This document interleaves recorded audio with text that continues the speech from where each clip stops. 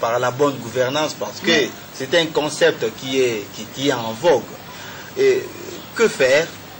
Bien gouverner, et pour que la régie des eaux, par exemple, soit à même de donner les meilleurs d'elle-même, cette bonne gouvernance. Mon ami, d'abord, pour pouvoir travailler, c'est comme quand vous êtes en train de bâtir une maison, vous devez avoir tous les ingrédients à votre disposition. Nous avons les ressources naturelles, les cours d'eau, comme j'ai dit. Il nous faut les ressources financières. Donc nous devons faire très attention parce que la régie des eaux vend l'eau. Il faut que les fonds récoltés servent au plan du développement de la régie des eaux pour donner l'eau, n'est-ce pas, à la population et à tout le monde. Donc, il ne faut pas gaspiller cet argent. Il faut que cet argent soit investi. Je suis certain que dans le budget de la régie des eaux, il y a le budget de fonctionnement et le budget d'investissement. Ça, c'est une première chose. Ça ne suffit peut-être pas. C'est vrai que ce sont des entreprises, parce que lorsque vous regardez, n'est-ce pas, l'endettement de notre pays, le secteur énergétique, c'est le premier secteur qui a consommé le plus de crédits extérieurs. Donc, c'est la régie des eaux, la SNEL, etc.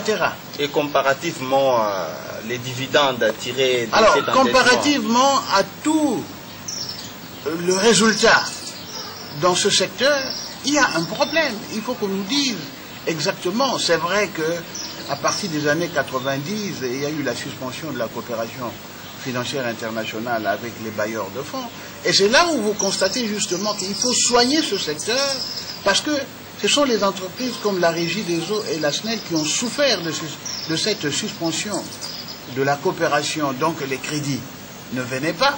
Moi je me souviens que la Régie des eaux, la SNEL, c'était les bons élèves de la Banque mondiale, du Fonds monétaire international, de la Banque africaine de développement. Mais à partir du moment où il y a eu suspension de la coopération financière, ces entreprises ont souffert de cela. Mais qu'à cela ne tienne, maintenant nous avons repris la coopération avec ces bailleurs de fonds. Donc nous devrions avoir un plan de développement de la régie des eaux, de la SNEL, qui soit un plan tellement intégré et également que nous puissions poursuivre, comme je l'ai dit, dans ces objectifs du millénaire. Mais si la régie des eaux et la SNEL, qui signent des contrats programmes avec l'État, ont des problèmes, ils doivent venir nous expliquer cela. Et nous saurons. À vous, élus du peuple. Élus du peuple, et nous allons savoir expliquer cela à la population. Mais, et puis, nous allons cadrer. Il faut absolument que l'État arrive à réguler ces entreprises-là. Puisque j'ai dit qu'ils ont un service qui a un impact social visible. Et il n'y a pas de raison, il n'y a pas d'excuse. Il faut absolument suivre. À un moment donné, lorsqu'on fait l'état des lieux, il faut savoir corriger. Et je crois qu'il y a un plan qui doit être défini.